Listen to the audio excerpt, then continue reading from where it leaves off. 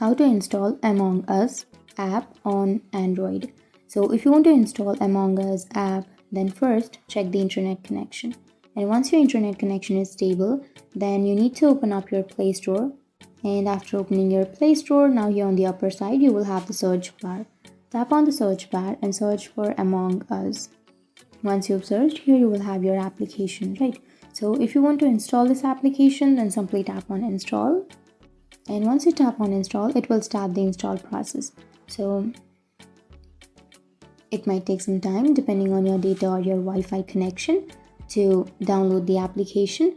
But once it's downloaded, you will have play button on the right side. You can simply tap on play and the application will start.